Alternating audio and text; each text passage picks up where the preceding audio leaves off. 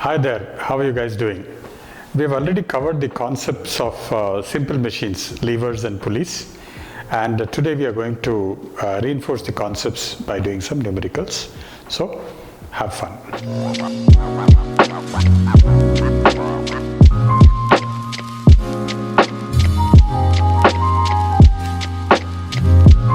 So if you look at this problem, it has been given that a person is using a 3-pulley system, which is what is drawn here. And the constraint that is being given to us is the effort that the person is applying is cannot be more than 1000. That's the peak effort. And then they're asking us, this being the case, what is the maximum load that the person can lift? Okay, so this is an easy one. So we know that a 3-pulley system will have the velocity ratio of 3, and 3 supporting ropes are there, so velocity ratio is 3, and we assume a efficiency of 100%. Efficiency is equal to 1, right? So ideal efficiency, then we can use the formula once again. Mechanical advantage is equal to efficiency into velocity ratio. Okay, in this case mechanical advantage will be equal to velocity ratio, considering a ideal system. So then the load by effort will be equal to 3, and the maximum load the person can lift is 3 times of the effort, which comes out to be 3000 Newton. So if the efficiency of the system was 1 or 100%, then the person could have lifted 3000 Newton. But what they are telling us is that it turned out that the person is applying 1000 newtons of effort, but the load he is able to lift is only 2700. Okay, so this is the, you can say, theoretical load. The actual load lifted by the person is 2700. Okay, if that was the case, what would be the efficiency of the system, right? So we can say efficiency is nothing but the actual load divided by the theoretical load, which was 3000, and we can say that 9 by 10, 3 9s 27, 3 10s are 30, or this system is 0.9 or 90% efficient. The efficiency of this, given the fact that the actual load was 2700, we can say that the efficiency is 90%.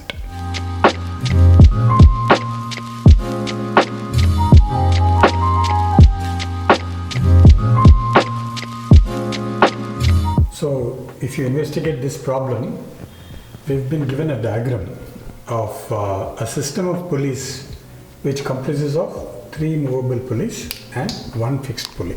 Okay, and we are asked to compute the mechanical advantage of this system. So this problem is like a higher order thinking numerical, and if you do numericals like this, it will serve us better for our 11th grade as well.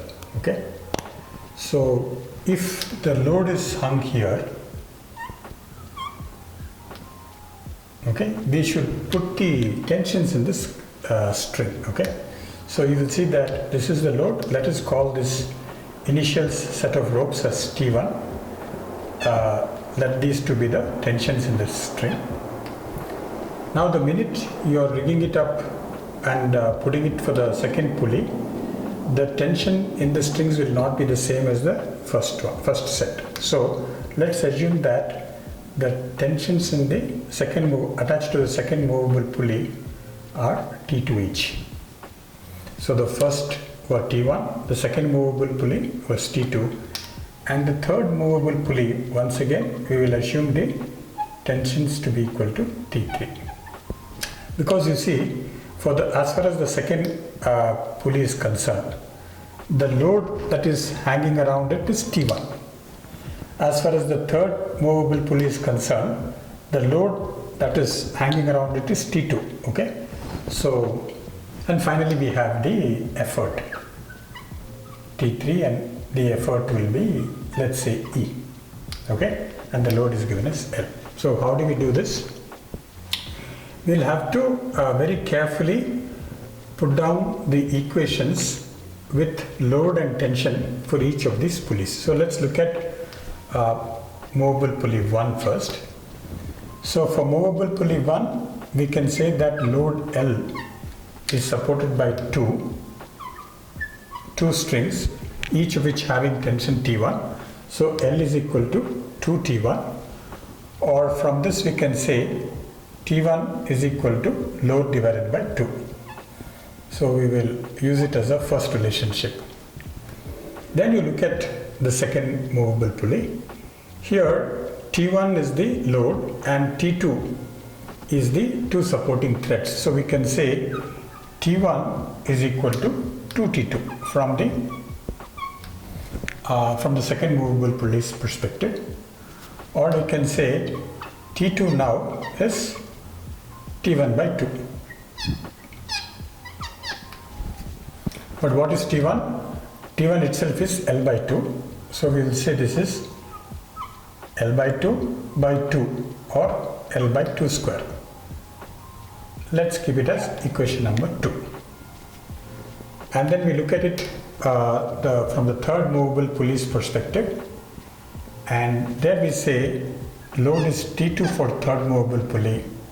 And there are two strings which are supporting it, each with tension T3. So T2 is equal to 2T3, which means that T3 is equal to T2 by 2, right? And T2 itself is L by 2 square. So we can say this is L by 2 square into 2 or L by 3. L by 2 cube. I'm saying L by 3, L by 2 cube, okay? So we get a relationship T3 is equal to L by 2 cube, okay? And finally we say E is equal to T3. That's from the fixed pulley, because the fixed pulley does not, it just transfer the tension. So T3 is equal to E. So with this in place, we can calculate the mechanical advantage of the system, which is nothing but the load divided by the effort. So this is L by E. E happens to be T3, and T3 itself is L by T cube. So L by T cube, 2 cube, which will go on top. So we get that mechanical advantage of the system is equal to 2 cube. Okay, so there is a generic equation that we can get out of it, or a formula we can get out of it, which is that when you have n number of movable pulleys, okay, you have n movable pulleys which are connected to a single fixed pulley. Okay, this is a fixed pulley, right? So n movable pulleys are connected to single fixed pulley, then the velocity ratio will be equal to 2 to the power of n. Okay, because n for us is 3. Okay, the value of n is 3, so 2 to the power of n happens to be 2 to the power of 3. Okay, so bear in mind that this formula is applicable only for such cases when you have n movable pulleys connected to a single fixed pulley. We use the relationship velocity ratio is equal to 2 cube, and from there on we can calculate mechanical advantage using the formula mechanical advantage is efficiency multiplied by velocity ratio. I hope you are able to follow this numerical.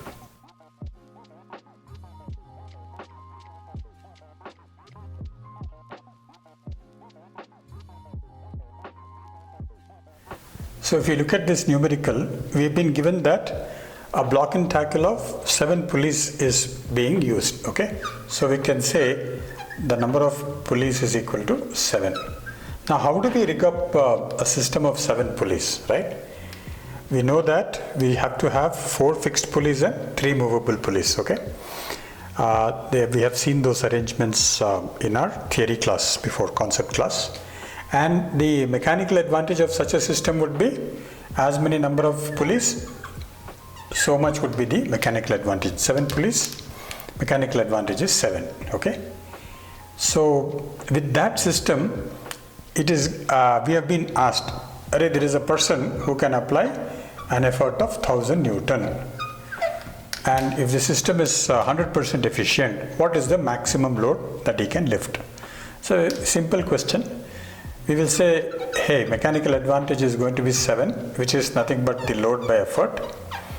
And if the person can apply an effort of 1000, that means load can be 7 times the effort, which is 7000 Newton. So in an ideal world, if the pulley is 100% efficient, 7000 Newton can be hoisted. But in actual, the actual load that is being lifted is given as 6300 Newton. Okay, so this is like the theoretical load. Okay, and actual load has been given as 6300. We are asked to calculate what would be the efficiency.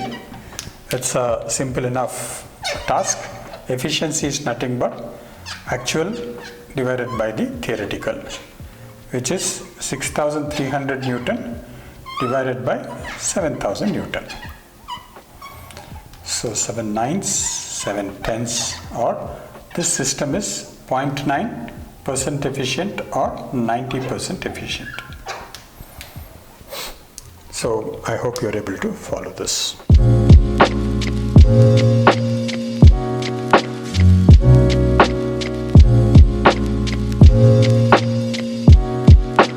So if you look at this numerical, it's given that boy is lifting a load of 40 kgf with an effort of 48 kgf using a single fixed pulley.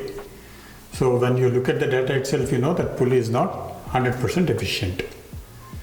And some additional details are given. He is lifting it to a height of 5 meters. Okay, and he is taking 5 seconds to accomplish the task. So time is given as 5 seconds. And with this information, they are asking us to calculate the mechanical advantage of this pulley and efficiency, energy gained by the load, and the power developed by the boy. So we are mixing up some amount of work power energy also in the pulley's concept. Okay, so let's get started with this numerical. Mechanical advantage is easy enough, is load by effort. So we can say this is 40 by 48. 8 5s are 40, 8 6s are 48. So mechanical advantage will be 5 by 6. They are asking us to calculate the efficiency of the system. So for computing efficiency, we can use the formula mechanical advantage is going to be efficiency times the velocity ratio. Okay, for a single fixed pulley, the velocity ratio is 1 because there is no gain in the velocity when you use a single fixed pulley. So we can say the efficiency is going to be equal to mechanical advantage divided by the velocity ratio. We have already calculated the mechanical advantage 5 by 6. Velocity ratio we have discussed is 1. So efficiency is going to be equal to mechanical advantage, which is nothing but 5 by 6. So there is the efficiency of the system. Then comes this is the first part done, this is the second part done. The third part talks about energy gained by the load. So if you have a load and this has been raised by a height of 5 meters, what will be the energy gained by it? The energy gained by it is potential energy. Potential energy is nothing but mg into h. A load is given and it is in weight, so we just say 40 kgf multiplied by h is 5. If you want to convert kgf into Newton, we will say 1 kgf is 9.8 Newton, round it off to 10 Newton. So we can say 40 into 10 into 5, which is nothing but 2000. 2000 Newton meter or 2000 joule. Okay, we have approximated 1 kgf to be equal to 10 Newton instead of 9.8 Newton. And then what is the power developed by the boy? So we know that if this is the energy or work done, then the power is going to be this work done divided by time, and the boy is lifting this load in 5 seconds, so 2000 divided by 5 or 40 joules per second. Is it 40 or 400? 400 joules per second or 400 watt. Okay, so this is how we can compute this numerical. Hi guys, hope you are having fun watching all these videos and learning important stuff. We are taking a lot of pains to make these videos especially for you. Be sure to give us a like and share it with your family and friends. They will also benefit from the effort that we are putting in. Subscribe to our YouTube channel and follow us on Instagram and Facebook. And we give important updates in our website www.cogitarelearning.com. So please visit and support us.